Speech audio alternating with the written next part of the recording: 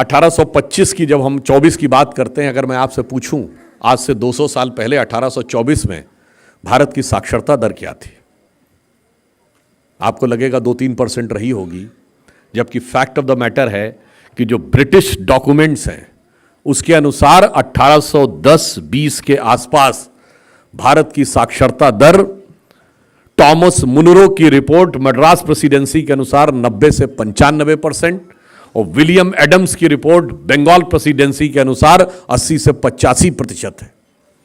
और वो ये बताते हैं कि बंगाल प्रेसिडेंसी में 1 लाख गांव हैं और 1 लाख स्कूल हैं। अच्छा, उल्लेखनीय बात यह है कि उसमें गुरुकुल को स्कूल नहीं माना है।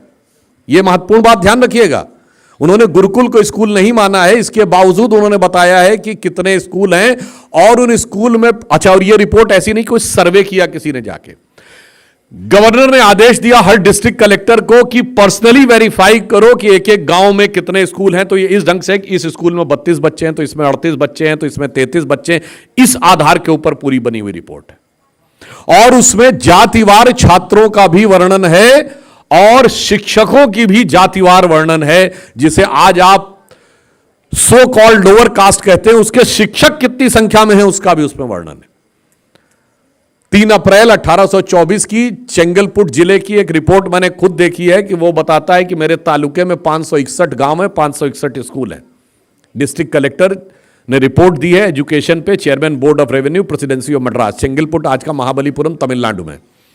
और वो ये बताता है कि उसमें टोटल जो स्टूडेंट्स हैं वो 6900 कुछ हैं, और जिसमें आपको आज के समय के हिसाब से आप SC ST कहते हैं और कुछ OBC जातियों को उसमें जोड़ लें, वो 4900 में कितने हैं, 6900 में कितने, 4900।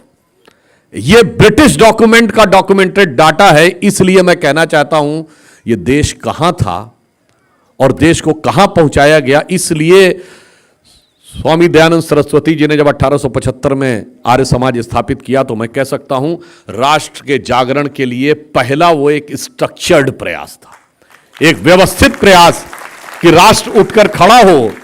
और याद रखिएगा, राष्ट्र उठकर तब खड़ा होता जब हम सब अपना कर्तव्य निभाते हैं। जैसा अभी धनखड़ जी, विनय आर्या जी कह रहे थे, एक बात और ध्यान रखिएगा कि आचार्य चाणक्य ने एक बात कही थी कि इस राष्ट्र को उतनी क्षति दुर्जनों की दुर्जनता से नहीं हुई है जितनी सज्जनों की निष्क्रियता से हुई है। तो बस ये ध्यान रखिएगा कि आज का जो अवसर है वो निष्क्रियता का नहीं। यदि आप निष्क्रियता निभाते हैं तो किसी प्रतिगामी शक्ति की सक्रियता को आप परोक्ष रूप से स्वतः ही स्थान दे देते हैं। और वो शक्तियां कैसी हैं खुद ही देख लीजिए। आज हम यहां राष्ट्रवाद की बात कर रहे हैं और 7 समंदर पार से बताया जा रहा है कि हम तो कैसे हैं, उत्तर भारतीय अंग्रेजों की तरह हैं, पश्चिम भारतीय अरबों की तरह हैं और पूर्व भारतीय चीनियों की तरह हैं और दक्षिण भारतीय अफ्रीकियों की तरह हैं। सोचिए कि राष्ट्र के लिए ये कैसी चुनौतियां हैं, उनके लिए राष्ट्र की सोच ये है। ये उस सोच से प्रेरित है पश्चिमी देशों की। हमें बचपन में याद है, राजीव गांधी जी प्रधानमंत्री थे, तो जो हमारी पीढ़ी या हमसे सीनियर वाले लोग सबको याद होगा, दूरदर्शन पे एक शेर उन दिनों बहुत रिपीट होता था। वो उस जमाने में हमारे नेशनलिज्म को ऐसे डिफाइन करते थे कि सरजमीने हिंद पर अक़वाम आलम के फिराक, काफिले बसते गए हिंदोस्तां बनता गया। मतलब हम कोई सराय थे हैं कि हम कोई काफिले थे जो बनते गए? नहीं जनाब, हम वो नहीं थे। हम क्या हैं? उत्तरम यद समुद्र से दक्षिणम च हिमाद्रिभी वर्षम यद भारत नाम भारतीय से संतति। और वो देश कैसा है? स्वामी दयानंद सरस्वती जी ने जो देश की बात कही, वो देश कैसा है?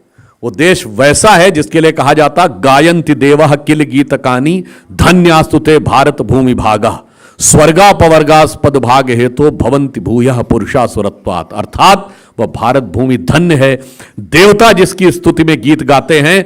स्वर्ग के सुखों में का उपभोग करने के बाद, हजारों वर्षों तक देवताओं की योनि में रहने के बाद मनुष्य योनि में इस धरती पर जन्म लेने को लालायित रहते हैं, चूंकि मोक्ष यहीं से मिलता है।